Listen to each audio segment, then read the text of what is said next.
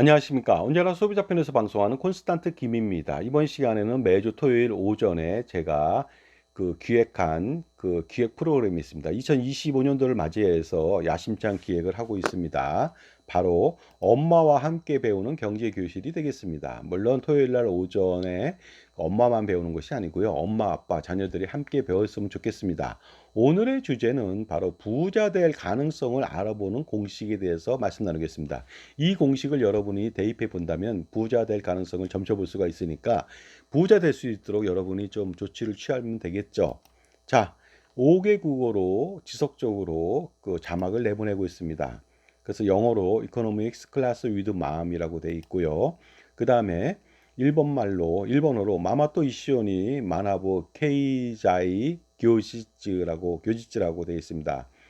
그래서 오늘의 주제는 오카네 모찌니 나루 가노세오 사구루 고시키와 하고 바로 부자 될 공식을 알아보는 그런 주제를 말씀 나누겠습니다. 그 다음에 중국어 간자체가 있습니다. 그 다음에 프랑스어도 있죠. 윈 클라스 에코노믹 롱 아프랑 아벡사 메르라고 되어 있습니다. 윈 포르밀 뿌 데테르민네 레 샹스 드 드브니르 리슈 라고 되어 있죠. 그 다음에 스페인어가 되어 있습니다. 자, 영화 포스터가 되겠습니다. 관상에서 수양대군이 멋진 모습으로 나옵니다. 바로 이런 말을 했죠. 내가 왕이 될 상인가? 그러다 보니까 왕이 됐지만요. 여러분들, 과연 내가 부자 될 상인가? 여기에 대해서 알아보는 공식 좀 필요하지 않겠습니까? 그래서 흥미롭게 한번 이 시간을 한번 지켜봐 주시기 바랍니다. 정말로 부자 될 수 있는지 없는지 한번 자기가 자가 체크를 한번 해보시고 가족들 모두가 한번 체크해 보시면 어떨까 하는 생각이 들어서 이번 방송을 하게 됐습니다. 자, 부자 될 가능성을 알아보는 공식은요. 바로 다음에 알려드리겠지만 정말로 이 공식을 통해서 여러분들 부자가 될 수 있는지, 그렇다면 그 공식 대비해서 내가 볼 때 부자가 되지 않을 것 같다, 이랬을 때는 어떻게 해야 되는지 여러분의 행동 지침에 따라서 나중에 비록 지금 부자 될 가능성이 없겠지만 공식을 분석한 해본 결과 효과적으로 공식을 따라가게 된다면 부자 될 수 있다, 이러한 희망을 가지고서 반드시 부자 될 가능성이 있는 공식을 자기 것으로 만들 필요가 있다고 보게 되겠습니다. 부자 될 공식이라고 하는 것은요, 기존에 나와 있는 공식이 되겠습니다. 그러나 이건 문제점이 있지만 어쨌든 기존에 나와 있는 공식은 이런 것입니다. 순자산 곱하기 10을 합니다. 순자산이라고 하는 것은 뭐죠? 전체 자산 중에서 부채를 뺀 겁니다. 10억 원의 자산이 있지만 은행 대출이 4억 원 있다. 그러면 6억 원밖에 안 되죠. 순자산은 6억 원이죠. 거기에 곱하기 10을 하는 것이죠. 그것을 연소득 곱하기 나이로 나눈 것이 되겠습니다. 이때 연소득 1억 원이다. 나이가 만약에 50세다. 그러면 1억 곱하기 50, 그러면 50으로 나누는 것이 되겠습니다. 그러다 보니까 순자산이 6억이고 10이다. 그러면 60 나누기 50이 되겠죠. 그렇다면 거기에 대해서 수치가 나오게 됩니다. 그랬을 때 그 수치를 보고서 기본적으로 이 사람이 부자 될 수 있을까 없을까 이것을 판단해 보는 것이 되겠습니다. 그러다 보니까 이 수치를 좀 알아볼 필요가 있겠죠. 기본적으로 순자산 곱하기 10 나누기 연소득 나누기 나이로 해서 그 수치가 0.5 이하가 될 수가 있습니다. 이랬을 때는 부자 확률이 거의 낮다. 그러니까 가난하게 살 수밖에 없다는 것이 되겠습니다. 하지만 0.5에서 1.0 사이에 속한다. 이랬을 때는 그냥 부자 될 가능성은 보통이다. 그냥 부자 되기 좀 힘들지만 그렇다고 가난해지지도 않는다는 것이 되겠습니다. 하지만 1.0을 초과한다. 이랬을 때는 부자 될 확률이 대단히 높다는 것이 되겠습니다. 그러다 보니까 1.0 이상 가져가야 되는 것이죠. 실질적으로 부자들을 알아보니까요. 1.0이 뭡니까? 5.0, 10.0이 되는 사람들도 있습니다. 하지만 정말로 가난한 사람들은요. 이 수치가 0.5 밑이 됩니다. 0.5 밑으로 뭐 0.2, 3 정도도 안 된다는 것이 되겠습니다. 그러다 보니까 반드시 이 수치를 높일 필요가 있습니다. 자, 그러다 보니까요. 제가 한번 예를 들어서 알아보도록 하겠습니다. 순자산이 3억 원입니다. 그랬을 때 곱하기 10 하고요. 1억 원의 연소득이 있고 나이가 40이라고 가정해 보도록 하겠습니다. 이랬을 때는요. 그 수치가 0.75가 나옵니다. 그러니까 0.5에서 1.0 사이라면 부자 될 가능성이 높지도 않고 낮지도 않고 보통이라고 말씀을 드렸습니다. 하지만 연소득 1억 원을 받는 사람도요. 가처분 소득이 달라질 수가 있다는 거 아니겠습니까? 그러다 보니까 기본적으로 어떤 사람은 가처분 소득이 1,000만 원이고 어떤 사람은 B인 사람은 3천만 원이고 어떤 사람은 또 5천만 원입니다. 그러다 보니까 이 공식의 문제점이라고 하는 것은요. 가처분 소득을 무시한 것이다 보니까 가처분 소득이 어떤 사람은 많은데 똑같은 0.75가 된다는 것이 문제가 되겠습니다. 그리고 어떤 사람은 가처분 소득이 거의 없는데 0.75라고 하는 것은요. 향후에 부자 될 가능성이 없음에도 불구하고 바로 공식에 일률적으로 바로 대입하다 보니까 모두가 똑같은 부자 될 가능성을 보여줬다. 이것은 가장 큰 문제가 아닐 수 없겠죠. 왜냐하면은 가처분 소득 굉장히 중요하거든요. 가처분 소득 때문에 투자할 수 있고 저축할 수 있는 여력이 발생되기 때문에 그렇습니다. 그러다 보니까 저는요. 기본적으로 가처분 소득을 반영시키지 않는다면 부자 될 가능성을 판단하는 공식은 제가 볼 때는 외눈박이밖에 안 된다고 보는 것이 되겠습니다. 양쪽 눈을 다 떠야 되겠죠. 그러다 보니까 거기에 대해서 연소득 대비해서 가처분 소득률, 저축과 투자를 통해서 자산을 증식시킬 수 있는 기회를 제공하는 것을 공식에 더 추가적으로 해야만 투여해야만 반영해야만 실질적으로 부자가 될 가능성을 판단할 수가 있는 거 아니겠습니까? 물론 연소득 증가율하고 투자 수익률도 고려해야 합니다. 하지만 그렇게 된다면 지나치게 공식이 복잡해지기 때문에 제가 볼 땐 그것까지는 반영할 수 없고요. 간단하게 할 때는 당연히 그 기본적인 부자 될 가능성에다가 바로 그 가처분 소득을 추가적으로 반영시켜야 되는 것이 당연하다고 보고 콘스탄트 김의 부자 될 가능성 공식을 좀 알아보도록 하겠습니다. 자, 그렇다면요. 가처분 소득을 반영하게 된다면 순소득이 3억 원이고 곱하기 10을 하고 연소득 1억 원 곱하기 40으로 나눠줬습니다.